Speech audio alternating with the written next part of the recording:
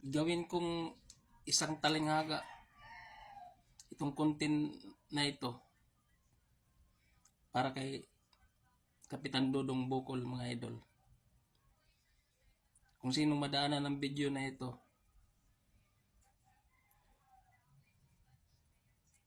sana maintindihan nila ang ibig kong sabihin sa isang content na ito na parang talinghaga.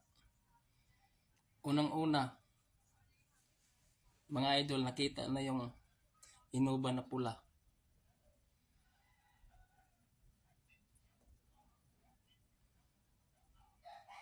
Pero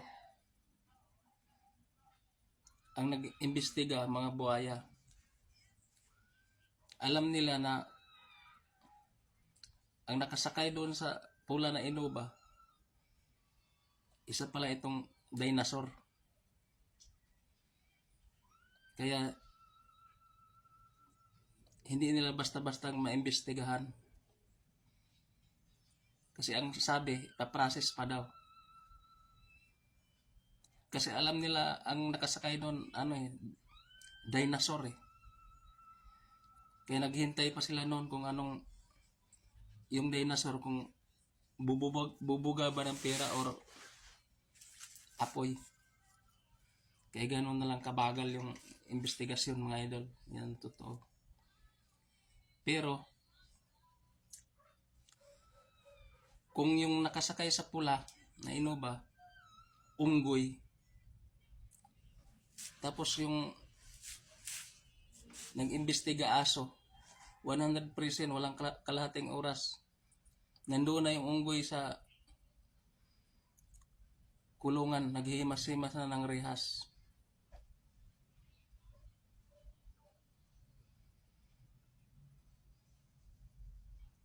Kahit wala pa yung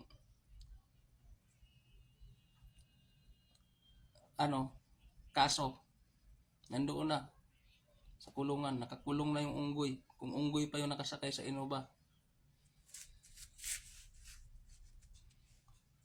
Pero alam nilang dinosaur yun nandoon, hindi ito basta-bastang nila, na imbestigahan sa mga buhaya. Pero kung unggoy ang nakasakay doon sa inubang pula, aso ang nag-imbestiga, walang kalahating oras nandoon na, naghimas-himas na ng rehas sa kulungan yan, mga idol. Yan totoo. Kaya mahirap ispilingin, mga idol, pag yung taong mahirap, yung hostesya,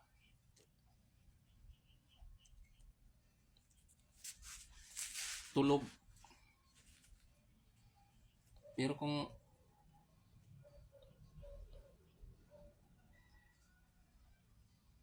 mapira yung tao, ang hostesya, gising. Yan ang totoo. Ito parang baliktad eh. Kaya mahirap ang hostesya, kahit gising, tulog. Yan ang dyan, mga idol. Kasi si Dudong Bukol, mga idol, talagang sa ganong prinsipyo niya, katapangan na kabaitan niya. Yung prinsipyo niya, hindi kayang silawin ng pera. Yan ang totoo.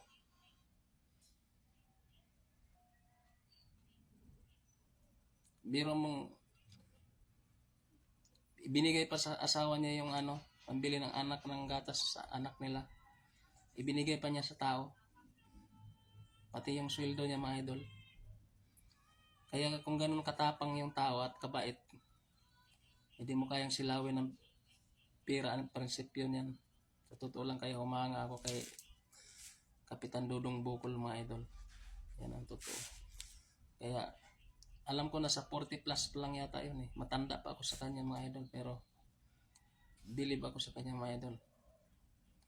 Yung katapangan niya, kabaitan niya at katapangan, hindi kayang silawin ng pera yan pag ganong tao. Kaya saludo ako nun, ina-idol ko yan para sa akin. Yung kabutihan niya, yun ang nananatiling buhay sa alaala ng tao. Yan ang totoo yan mga idol.